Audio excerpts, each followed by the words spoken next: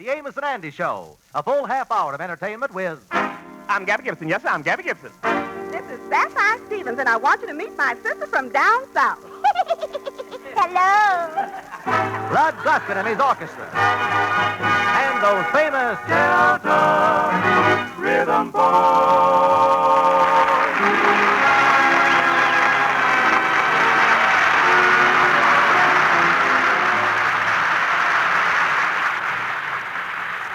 Today, the Kingfisher's wife, Sapphire, is spending most of the afternoon in the beauty shop for one of her regular treatments.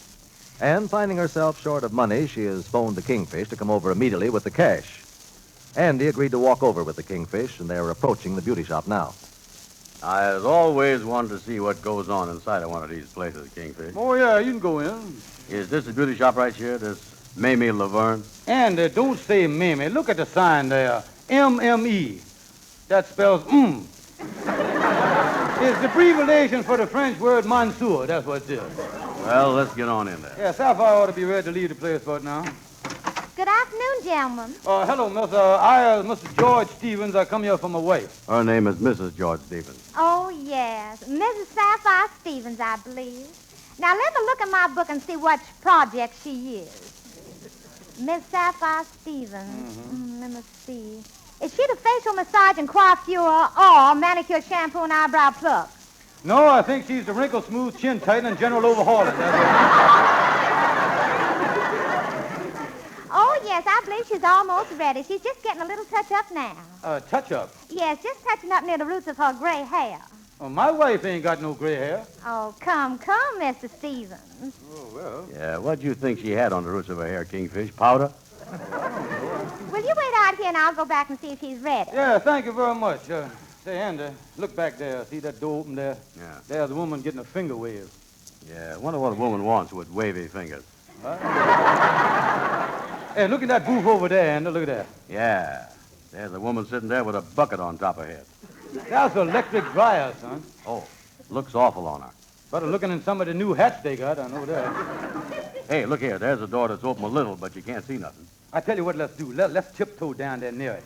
Maybe we can hear some gossip. Yeah. Come on. Quiet now, Andy. How would you like to have a little curl in front, Miss Cartwright? Well, let's try it. By the way, Miss Cartwright, I see your friend, Miss Henrietta, is in one of the rear booths getting fixed up today. That Henrietta woman's no friend of mine no more. Is you all had a fight, Miss Cartwright? No, but my husband, Mr. Cartwright, has told me plenty. You know, Henrietta works in the same office with Mr. Cartwright, and Mr. Cartwright say he don't want me going around with Henrietta because all she's got on her mind is men. Mr. Cartwright says Henrietta comes to work at the office in a tight-fitting satin dress and tries to be so attractive to all the men. And Mr. Cartwright don't want me to spoil my reputation by running around with a girl like Henrietta. Oh, I tell you.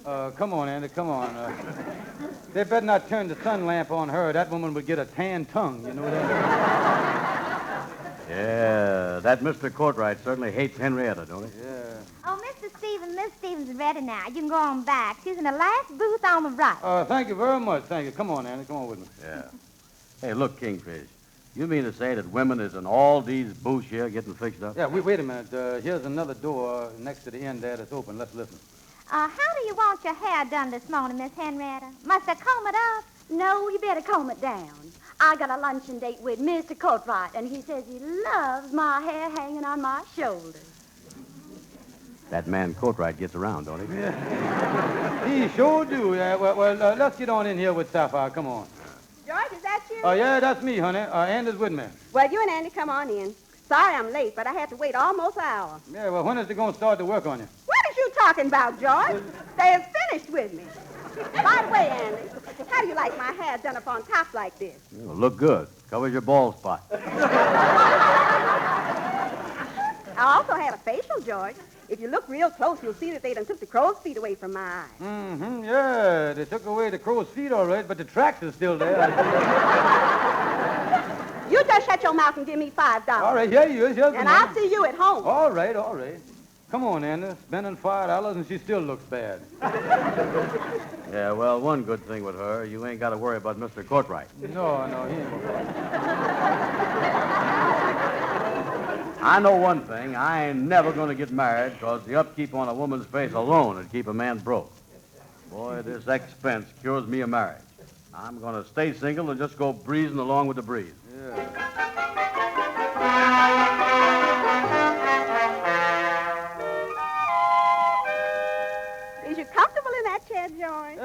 why is you so sweet to me around the house today, honey? I done give you all the money I got. Well, George, I might as well tell you. One of my relatives is coming to stay with us. Well, that's all. If you was figuring on that mother of yours coming around here and boss me and run my house, I gonna throw up the sponge. Now, wait a minute. Wait a minute. Your mother is the meanest woman I done ever had in this house. Mother ain't coming. She is the worst. Did you say some sweet words then? It ain't Mother that's coming. Well, whoever it is will be an improvement on that old Now, battle. you let Mother alone. Yeah, well, I wish you'd let me alone. Stay away from here, too. Who's coming? My unmarried sister, Fluorescent. Your unmarried sister. You mean to tell me that country gal is coming up here and stay with us? Yes, she is. Yeah, but where is she going to sleep? We ain't got but them two little beds. Well, we got that sofa. That bumpy, hard old sofa. Will fluorescent fit on that? No, but you will. Now, wait a minute here. I ain't going to do that. Now, look, George. Here's a picture that you sent me with the letter. Let me see the thing. There you is. But I think she's took off some weight since this was taken. Yeah, look at them double chins on that woman, will you? She looked like a stack of used tires standing there. Oh, George, you talk like Fluorescent was a hippopotamus. No, ain't no hippopotamus ever been as hippie as she is. Or potamus either, I tell you that. Well, she's coming anyhow. She's arriving tomorrow. Well, now, wait a minute. I can't afford to have her laying around here eating up my food. Well, there's only one solution to it, George. We got to take care of her till we can introduce her to some legible bachelor that ain't married. Legible bachelor, huh? Now, who do I want to get even with about something? Let me see. Let me look at that picture again there. Look at that woman. She's getting ugly every year. Well, after all, George, she's 43. According to this picture, she's 10 years ahead of schedule. I know that. She ought to go in the beauty shop and stay there for a month, never leave the joint. She ain't never been inside of one, George. But you just got to let her live here till you get her married. Hey, wait a minute, I got an idea. Maybe I could get Andy Brown to marry her. But don't you think Andy's a bum? Yeah, but at her stage of the game, she can't be choosy, honey. Say, you know Andy might not be bad for Fluorescent. No, on second thought, Andy ain't interested in getting married. He wants to stay single. The last thing he said to me this morning was, I'm just breezing along with a breeze, trailing the rails and roaming the sea, like the birdies that sing in the trees, pleasing to live and living to please. The sky is the only roof I have over my head. And when I'm weary, Mother Nature makes me a bed. I'm just going along as I please, breezing along with the breeze. I'm breezing along, nothing is wrong. I'm singing a happy song. Just like the birdies in the trees, I'm living a life of ease, and living the way I please. The sky is the only roof that's over my head. When I'm weary and dreary, Mother Nature makes me a bed. I'm going along as I please, breezing along with the breeze, so at ease, breezing along with the breeze.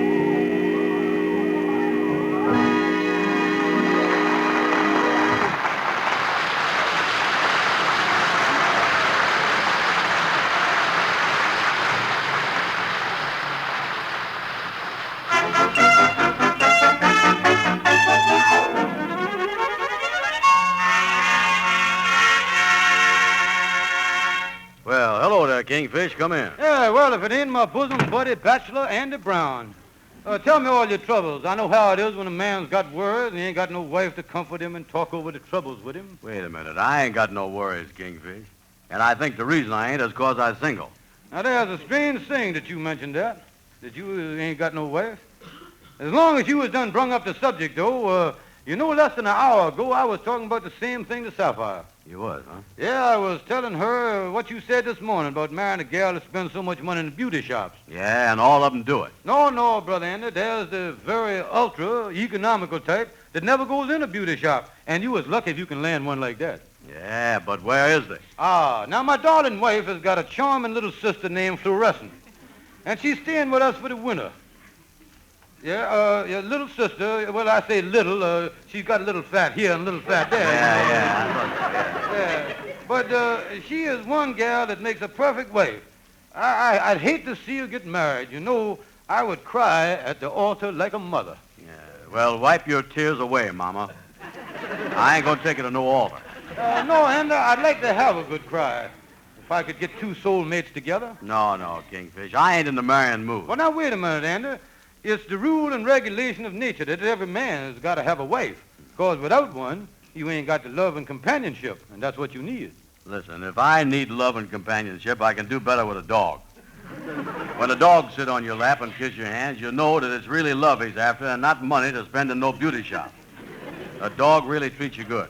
Oh, she'll treat you like a dog, all right, Andy. I want you to come over and meet Fluorescent tonight.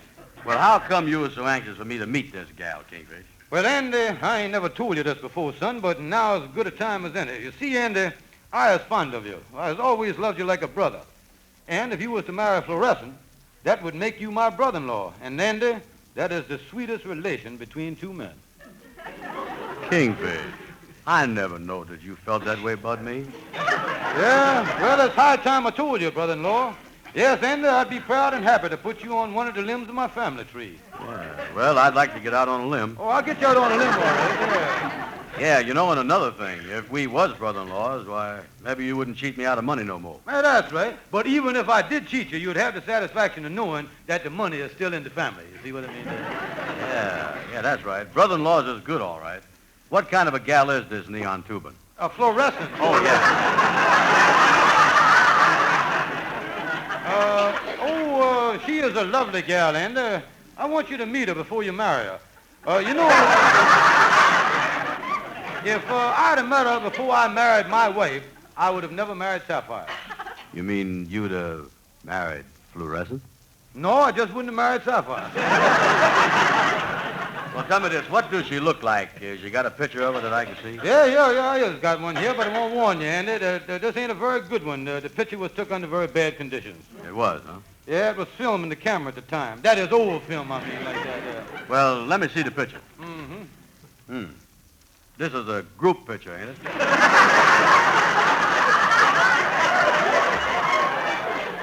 No, that group is all her. That's all her. No, Kingfish. I think she's too old for me, and she ain't good looking neither. Yeah, but looks don't mean nothing, brother-in-law, Andy. After all, beauty's only skin deep. Yeah, well, she got a lot of skin on her there. She's loaded with skin. Oh, yeah, she sure is a big woman. Yeah, well, now that's the beauty part of it, her being big. Most men marry skinny little gals, work their heads off making money to fatten them up so they'll look like a wife. But you is getting a gal that's already been pre-fattened. You see what I mean? Yeah, well, I'd like to meet her. What time could I come to see her? Well, we's having supper around 7 o'clock. Yeah, how about me getting there at 6:30? No, make it around 8:30. You see, Fluorescent just come from the country, and she ain't used to strangers yet. You can come to supper some other night after she done learned to eat with a knife and fork.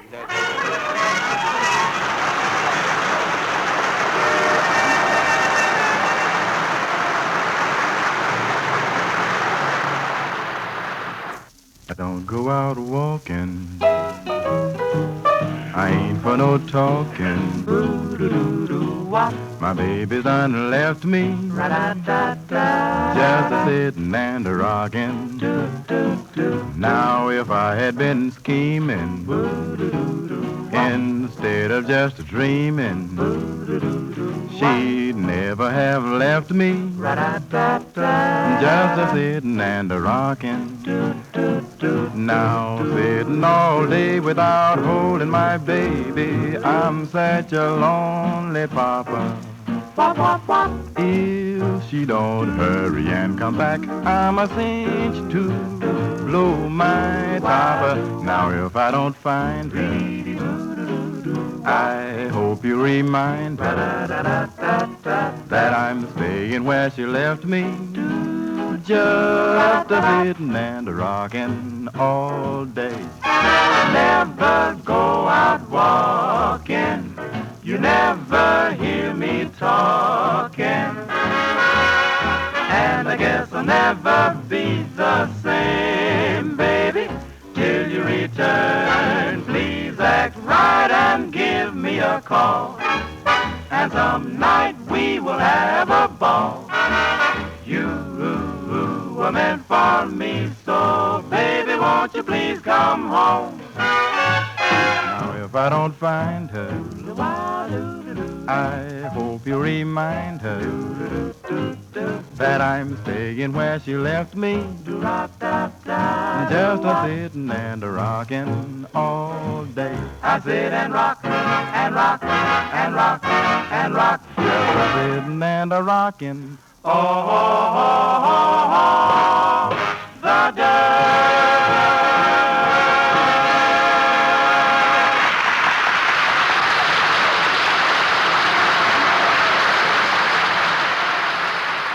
Sapphire, it's almost time for Andy to be here to call on your sister there. Don't you think Fluorescent ought to put on some shoes? Yes, I do. Oh, I got to put them on. These shoes of yours, brother-in-law, are too tight for my feet. It hurts me so I can't stand them. Squeeze into them, honey. Yeah, and when you get acquainted with Mr. Brown, why, you can try them off again. Do that. All right, Brother George. Maybe you ought to sprinkle some of my perfume in your hair, honey. Well, Sapphire, won't that be overdoing it? I done already dabbed behind my ears with vanilla extract. Vanilla extract. You two get billing and cooing, he's going to think he's making love to an angel food cake. You know that? Oh, I'm so excited about this. This is the first time I talked to a man since Zeke Smith talked to me back in the country. Well, I didn't know you had a date with Zeke Smith. Well, it wasn't exactly no date. He was across the field one day calling the hogs, and when they came to him, I walked up with him.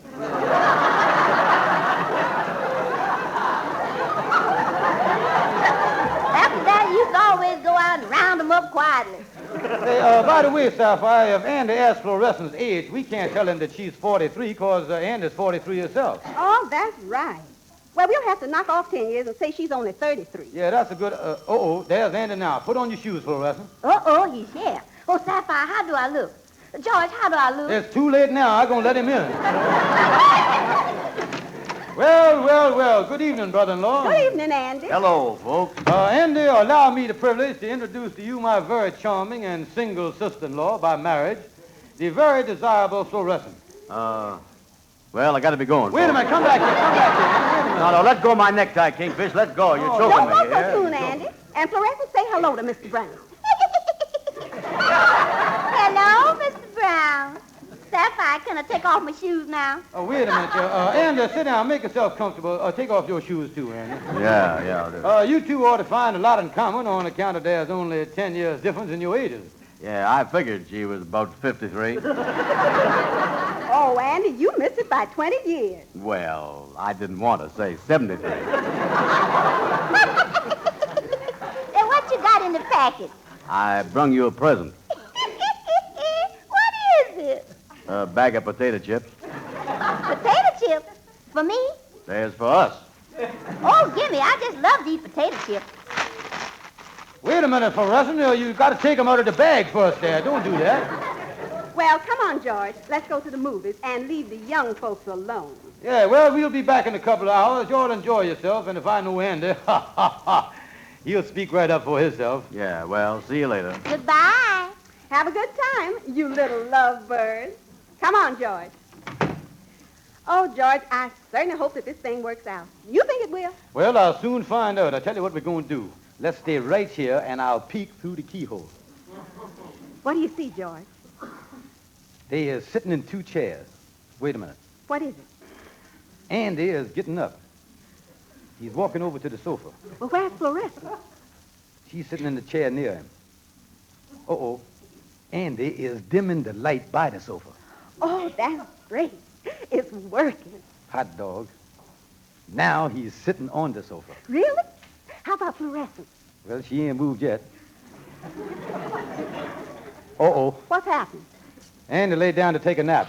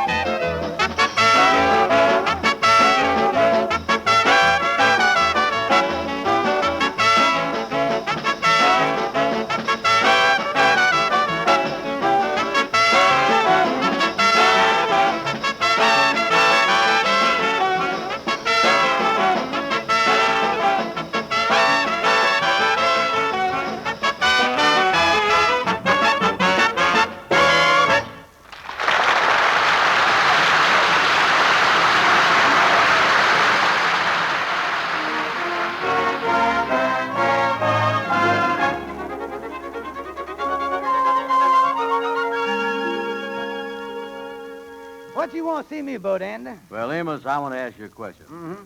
If you was me, would you marry a gal if you didn't love her? Well, not unless I was out of my head, I wouldn't. Yeah, well, the Kingfisher's sister-in-law, Fluorescent, is a gal. Uh, I think she's too old for me, though. It finally come out that she was 73. Oh, Andy, I don't think a man ought to marry a gal unless there's true love there. Yeah, I think you're right. After all, Andy, a real marriage is when you can have the thrill of picking up the one you love in your arms and holding them close to you. Yeah, well, that holding close thing ain't bad, but somebody's got to help me when it comes to picking Fluorescent up. Well, tell me this, Andy. When you see her the first time, did you have a feeling of love? Did you kind of get tight in the chest? No, I got upset in the stomach. Well, Andy, just remember one thing. After you marry the gal, you got to live in the same house with her for the rest of your life. Yeah, you're right. Amos, you talked me out of it. Yeah, well, come in, Kingfish. I'm just leaving. Yeah. Well, how is you there, Amos? How is my future brother-in-law, Andy? That's what I want to talk to you about. Yeah, well, I'll see y'all later. So long, fellas. Thank you, Brother Amos. So long, Amos. Brother-in-law, dear. Hold it. I might as well nip you in the bud right now and tell you that I ain't going to marry Fluorescent. But, Brother Andy, you mean that you ain't going to marry Fluorescent, that sweet little delicate flower? What you talking about, flower? She went to seed 20 years ago. Kingfish, I just don't love her. Brother Andy, that's the old-fashioned idea. The new way is to marry him first and then learn to love him. Yeah, well, I like the old-fashioned way of loving them first and then learning to forget them. Now, wait a minute. You can't do that to me. Now, like I told you 20 times before, she's too old for me. Well, now, wait just a minute here. I'll sue you for breach of promise. I'll go see my lawyer right now. You'll sue me for breach of promise. Yeah, you promised to be my brother-in-law. Oh, I'll get you.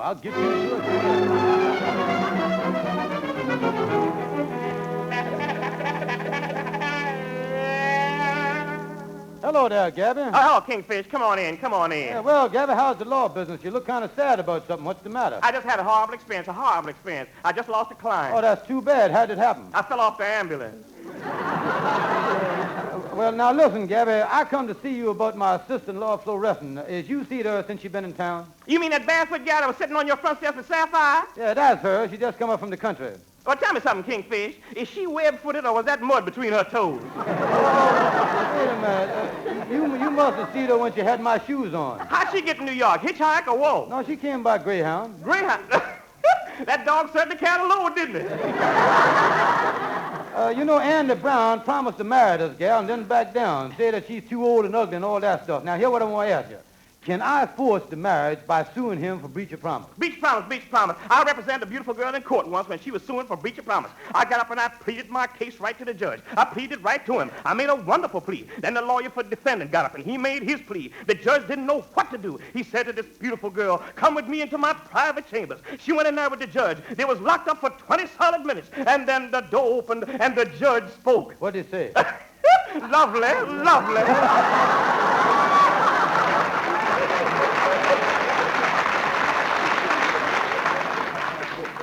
Gabby, I ain't much of a man for in-laws. My wife's mother will drive me crazy. And this gal is almost as bad as that's staying at my house. Now, how can I get Annie to marry her so I can get out of our house? Oh, when I saw her, she looked like a scarecrow. Why don't you send her to the beauty shop and get her fixed up? They can do wonders over there, just wonders. Say, that's a good idea. I'll put my watch in pawn, I'll put everything else in pawn, and I'll get them to fix her up so she'll be a real glamour gal. Oh, that beauty shop will do a job on all right. They'll give her false eyelashes, they'll give her false eyebrows, they'll put rats in her hair, they'll give her false fingernails, and a do-cool job on her face. Make her real good looking, just like other women. Sure enough? Yes, indeed. And after she gets them beauty shop good looks, she'll understand one thing. What's that? Why so many women carry umbrellas when it rains.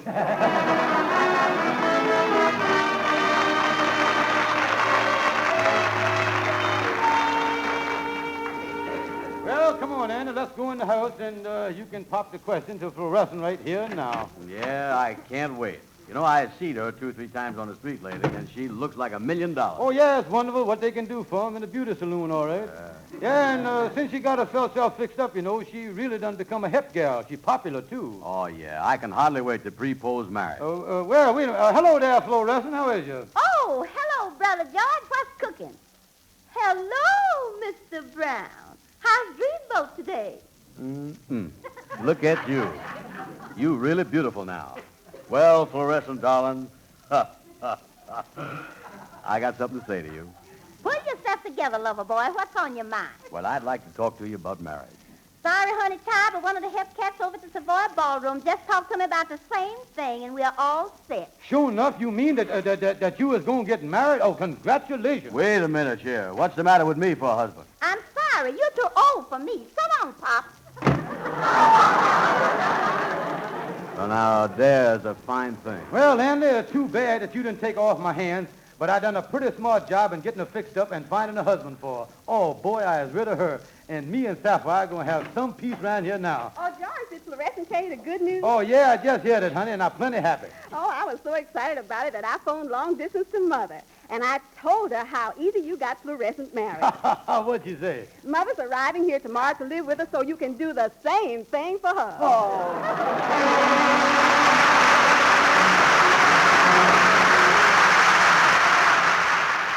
Good night, folks.